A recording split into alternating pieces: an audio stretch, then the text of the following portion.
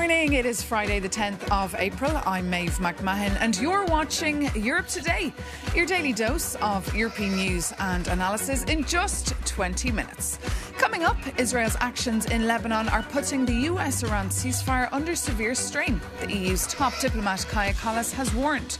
After days of intense bombing, Israel has agreed to talks with Lebanon next week in Washington, focusing on the disarmament of Hezbollah. This as Russia's President Vladimir Putin has announced a rare temporary ceasefire with Ukraine for the duration of the Orthodox Easter holidays this weekend. The Kremlin made the announcement last night after Kyiv had proposed a pause in hostilities. And all eyes on Hungary, where parliamentary elections take place this Sunday. With just 2 days to go, the opposition TISA party is riding high in the polls. We'll have the latest from the ground. But first, after over 100 Israeli strikes across Lebanon this week, killing hundreds, Israel has said it will begin direct negotiations with Lebanon. This as the fragile ceasefire between the US and Iran hangs on a thread ahead of peace talks taking place in Pakistan. For more, we can bring in Euronews' Stefan Kobe. Stefan, good morning. Good morning, Maeve. What is the latest? Any hope for this weekend for these talks? Well, there is a little hope, Maeve, as we are approaching a make-or-break moment in this war. Vice President J.D. Vance is expected to leave Washington later this morning, U.S. time, to fly to Islamabad, Pakistan, for high-stake talks. It's actually the highest level encounter between the US and the Iranians since 1979. Vance, you may recall, the only one in Donald Trump's inner circle who was against the war from the outset. Donald Trump overnight voiced optimism about the talks in Pakistan, but then he later ramped up his threats against the Iranians, basically saying that they violated the ceasefire agreement with Washington by not fully reopening the Strait of Hormuz. He was particularly angry after reports that Iran was charging fees to tankers going through the Strait of Hormuz, saying they better stop now. And meanwhile, what about Lebanon? We're hearing there could be talks between Israel and Lebanon. Fill us in.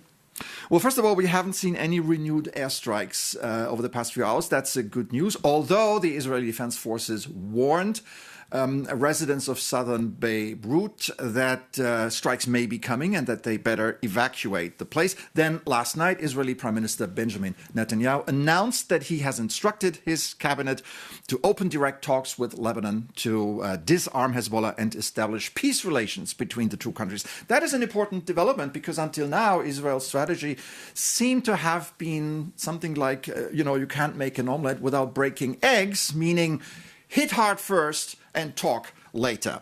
So now he is willing to show some restraint, at least, and hopefully the extension of the ceasefire will be everywhere, and we see that in Lebanon too. Oh, we keep a very close eye on that, Stefan Kobe. Thank you so much for that update. And as those talks get underway this weekend, the International Monetary Fund has warned that the Iran war will permanently upset the global economy, even if a peace deal can be reached. But now NATO chief Mark Rutte is in Washington this week, where he met with the US President Donald Trump, who has not hidden his anger against NATO allies for not intervening to help him in Iran. Let's take a listen now to how Mark Rutte described his encounter. So it was a good conversation. It was open and candid.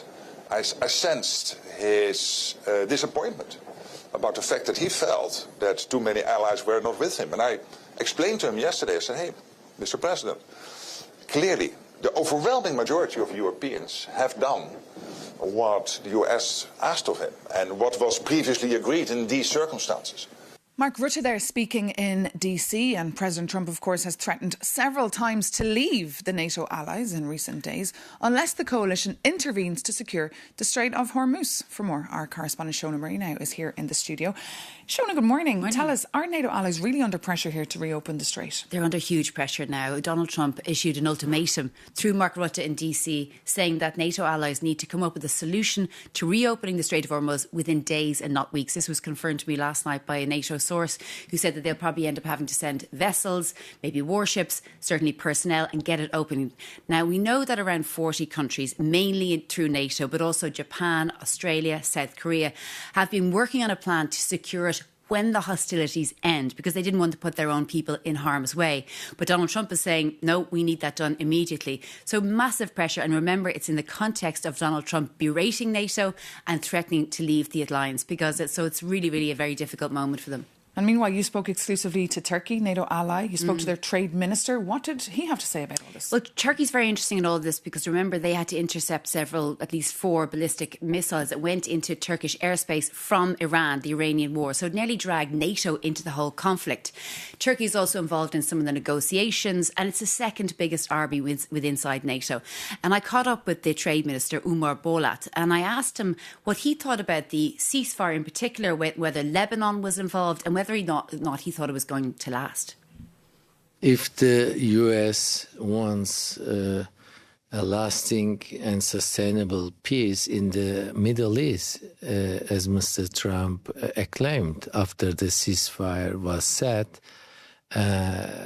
somebody should say no to Israel and Israel's actions. Therefore, international community should rise up from now on to say no to Israel's unjust actions in the region. Now, Turkey is the second largest army in NATO, one of the most important NATO allies. Do you worry about the future of it if Donald Trump is constantly threatening to either withdraw or to stay inside but hold it to hostage in some way?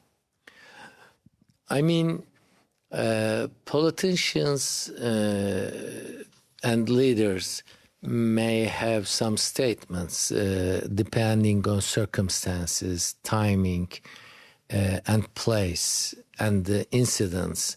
However, when it comes to reality and also international politics, I'm sure that common sense will prevail. And NATO's presence as a deterring force also to keep peace and security, mainly on the European continent, but in the world, because there is no any other deterring force like NATO in the other parts of the world. Then member countries, I'm sure, will come together and agree on uniting and getting united, and on strengthening NATO as a, security zone and peacemaking deterring force for the world security. Do you think, though, that NATO members have an obligation to join the US and Israel now to reopening and securing the Strait of Hormuz?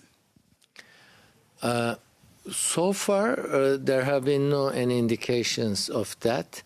It seems that NATO member countries had a stance to keep silent on the sidelines of this very critical war, because no one consulted with the NATO members whether to attack Iran or not.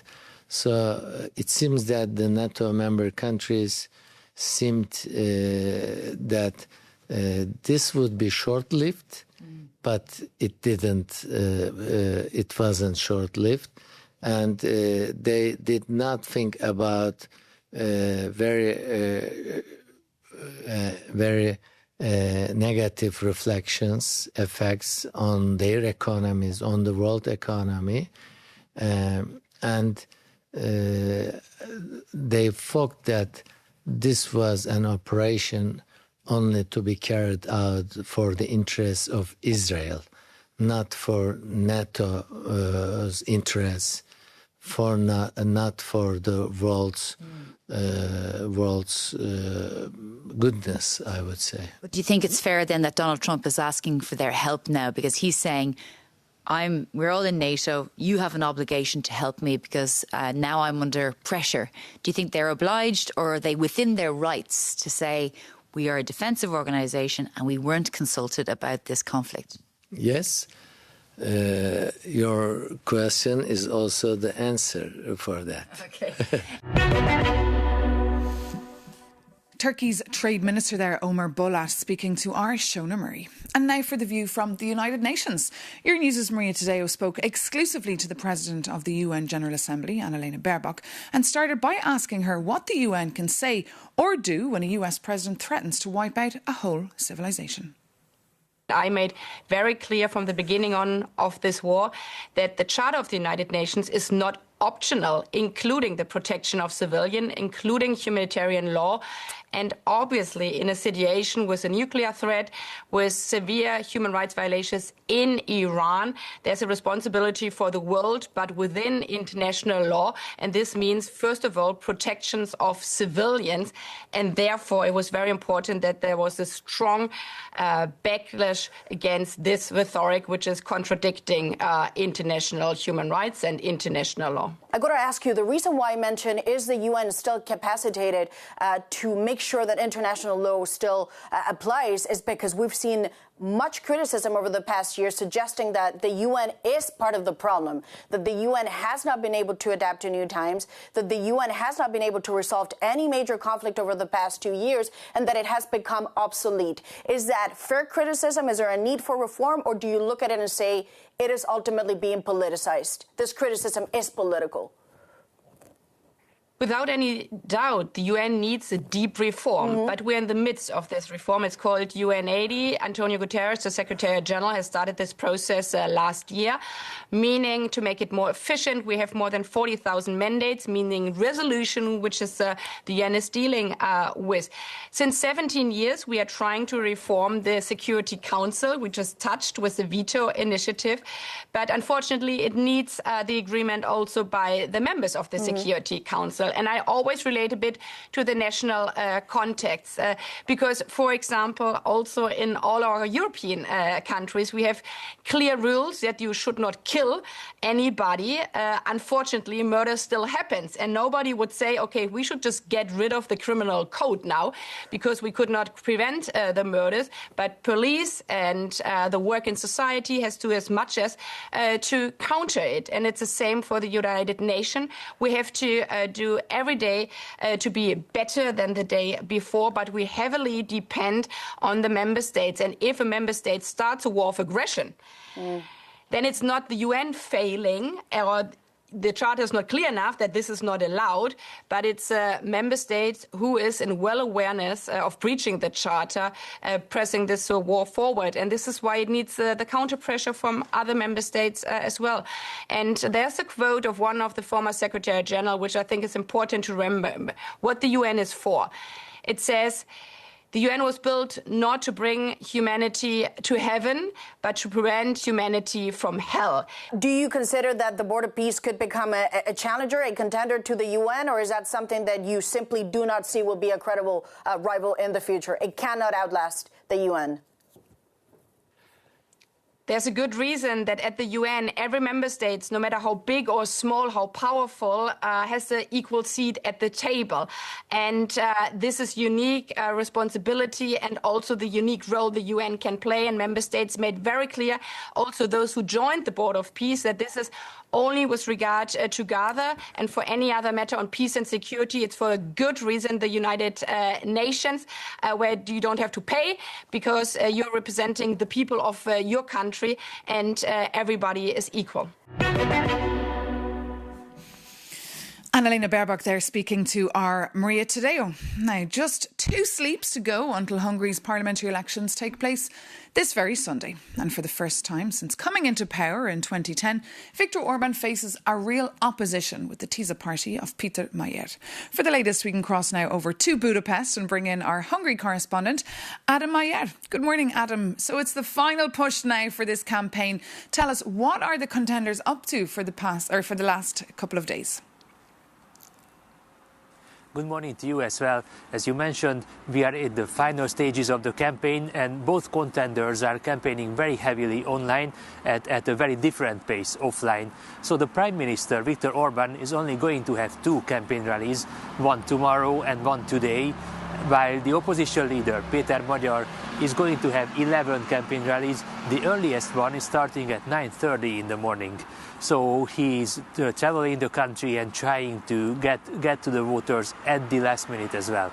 And it's also worth mentioning that this evening there is going to be a super concert, I would say, in Budapest, which will span for more than 7 hours with more than 40 artists performing. And the aim of this concert is to motivate opposition voters to go to the polls on Sunday. And this concert is not organized by Péter Magyar's party, the TISZA party, but by an NGO, an independent NGO.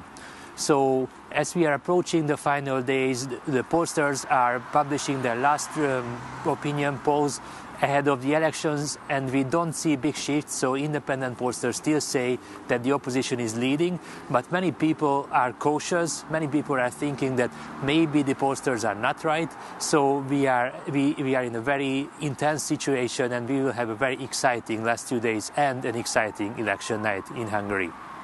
Absolutely, Adam Meyer. We can see blue skies behind you there. That will spell well, perhaps, for voter turnout. Thank you so much there for that live broadcast from the Hungarian capital. And as you can imagine, Brussels is holding its breath ahead of these votes after a dramatic campaign that revealed close ties between Viktor Orban's government and the Kremlin. The European Commission President, Ursula von der Leyen, said yesterday through a spokesperson that she intends to raise this important issue with European leaders. For more, I'm joined now in the studio by your news editor, Maria Tadeo.